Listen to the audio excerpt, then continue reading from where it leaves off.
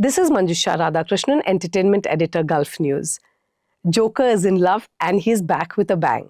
But the problem is with the second chapter called Joker, Folie, Deux, directed by Todd Phillips, it's twice the madness, but it does not have twice the impact. The reason, just hear me out. What director Todd Phillips has done is that he is given a very dark and twisted musical kind of treatment to this film.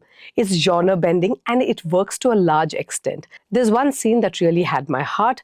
There's Lady Gaga who plays Harley Quinn called Lee, who is in love with Arthur Fleck, who's become kind of like a folklore hero. There are many books written about him, reality TV shows are about him. He's become kind of like a star around the neighborhood. And he's awaiting a death sentence, a death penalty. Now, he's awaiting trial, but there is Lady Gaga's character who has fallen in love with the arch villain from Batman.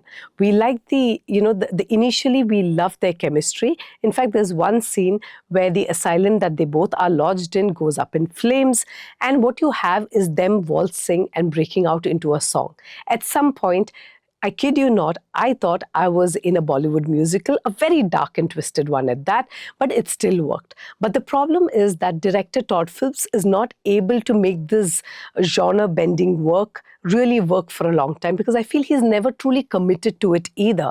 Somewhere along the way, it kind of diluted the emotional intensity that the first Joker had. One of the reasons why the 2019 Oscar, where Joaquin Phoenix got his Oscar, it worked is because it truly spoke to us. It was highly emotional. It was very gripping in terms of how the system failed Arthur Fleck. You sometimes wonder, did the system and our failure to address people with mental health, did we create that monster? Those very important questions about privilege, class, child abuse are all addressed, and plunge into it, they dig deep into it, and therefore the audience is transported into that. But with this second chapter, I feel they're just skimming through the surface. None of these issues are really dug deep. It's set 2 years after Arthur Fleck committed 5 murders. He's awaiting death penalty. As he's in the asylum, he meets Lee, who's far more ambitious. Lady Gaga and both Joaquin Phoenix are brilliant in their roles, but I feel somewhere it was Lady Gaga's role was underwritten and she could have done a lot more. But what I loved about the movie is the gender dynamics. If you look at it, generally you expect the woman to be the one who's coy, perhaps who's not hungry for power. You expect Joker to be in command. But in this case, you find the sentimental part, the syrupy part of Arthur come alive. He's found love and he expresses himself through songs of hope and optimism, whereas Lady Gaga is all about domination and power. You can see the power imbalance right then and there. It's also interesting how he's reversed the genders, where you expect the woman to be the coy one. She's not. She wants power. She's fallen in love with Joker and not Arthur Fleck, the person, the softie. So it's quite interesting to see that duality, but then the novelty wears off a lot.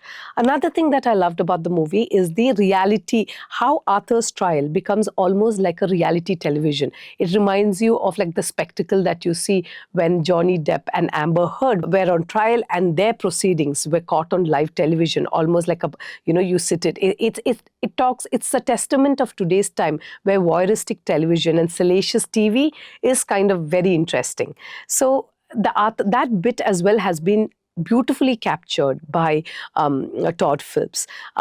As usual, Joaquin Phoenix is in top form and Lady Gaga as well, though her role is underwritten. She does a great job. The problem is that none of the musicals really work unless you know the vintage jukebox musicals from the 80s and 70s. You are unlikely to be really invested in them. You wonder where this is going from time to time.